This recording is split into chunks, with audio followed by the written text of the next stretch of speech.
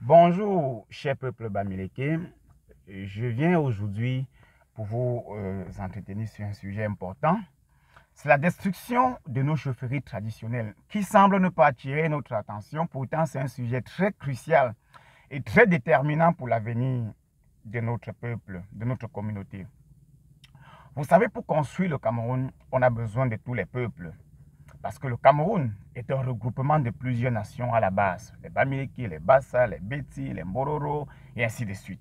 Donc, demander aux Bamileke aujourd'hui de se défendre est quelque chose d'important. Surtout qu'ils ne se défendent pas contre le Cameroun, mais se défendent contre la destruction de leurs structures traditionnelles. Ce qui se passe à Bangam et qui s'est souvent passé dans d'autres chefferies est très grave. Dans le temps, ça passait inaperçu. Sauf que pour le cas Bangam et Forteta Pachan, les gendarmes sont entrés jusqu'à la chefferie pour imposer un chef. Vous savez, pour détruire un peuple, on commence d'abord par le détruire culturellement. Après l'avoir détruit culturellement, on le détruit traditionnellement. Une fois qu'on te détruit traditionnellement, tu perds les fondements de la structuration de ta propre société et à partir de là, tu perds la mémoire de ta société et une fois la mémoire de ta société perdue, tu perds la vigilance de l'esprit. Une fois que tu perds la vigilance de l'esprit, tu deviens un peuple vulnérable dont on peut soumettre à toute forme d'expérience. C'est comme ça que ça se passe dans le monde. L'administration coloniale a, depuis son entrée dans le pays bamileke, lutté pour détruire vos traditions.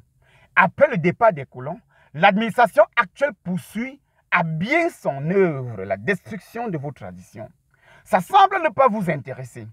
Les Bamileke qui sont aujourd'hui organisés dans le monde entier en association, vous êtes aux Amériques. On vous voit aux Amériques dans de grandes conventions avec pour objectif de vous rassembler davantage, de consolider votre tradition et de partager avec vos frères et sœurs la communion qui existe entre votre peuple. C'est une bonne chose. On vous voit également en Europe, on vous voit en Asie. C'est une très bonne chose. Mais vous ne pouvez pas aller célébrer hors du Cameroun l'organisation de votre peuple en abandonnant vos chefferies traditionnelles à la vindicte populaire. Donc, à la fortune de l'administration. Parce que ce que l'administration fait chez vous est grave. Je ne vais pas ici accuser l'administration de quoi que ce soit, ou du moins c'est les interpeller.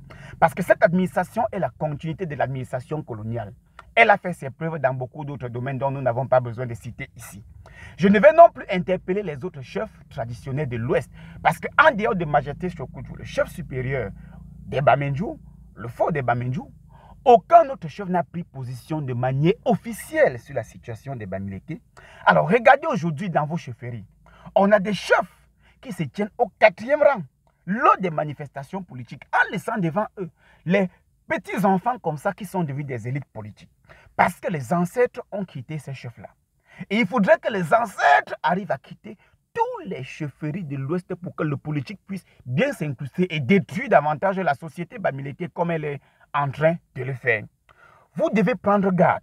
Si vous avez résisté au génocide, vous avez résisté à la guerre de la colonisation, vous avez résisté aux expériences cruelles de toutes sortes, c'est grâce à vos traditions, à votre organisation traditionnelle, à votre mémoire, parce que le chef traditionnel est le lien entre le monde des vivants, donc son peuple, et le monde des ancêtres, donc le monde des esprits, ce qu'on peut appeler Dieu. Donc il est d'abord un guide spirituel avant d'être un auxiliaire d'administration comme l'administration a voulu. Le but aujourd'hui est de le réduire quasiment à un auxiliaire d'administration sans pouvoir parce qu'il doit répondre devant un sous-préfet qui allait faire quelques années de formation à l'ENAM et va venir commander tout un village dont il ne connaît pas les fondements. Le Bamileke, même si tout le monde acceptait ça au Cameroun, n'acceptez pas. Chers Bamileke du monde, organisez-vous et n'acceptez pas. Parce que vous ne connaissez pas quel autre plan macabre est prévu contre les Bamileke comme le colon a déjà fait plusieurs fois. Et pour y arriver, au moins c'est ce qu'on sait. Et qu'il faut nous détruire culturellement et traditionnellement. Une fois fait, on peut nous soumettre à toutes sortes d'expériences. On peut reprendre tout, même l'esclavage sur vous, ça marche. Une fois que vous avez perdu la mémoire, vous perdez la vigilance de l'esprit. Vous perdez la vigilance de l'esprit. Et lorsque l'esprit n'est plus vigilant, on peut subir tout ce qui est de macabre. Je venais ici attirer l'attention des élites bamileke qui sont complices et qui sont en train de tout faire pour entrer dans les chefferies. Que l'administration quitte les chefferies, que les élites quittent les chefferies parce qu'on connaît les qui doivent être dans des chefferies pour introniser le chef. Chères organisations bamileke, chères associations, chères jeunesse, prenez ce sujet comme un sujet de premier rang et réagissez. Si vous ne réagissez pas, tout ce que vous faites à la diaspora et partout dans les villes ne servira à rien dans la mesure où on est en train de vous détruire.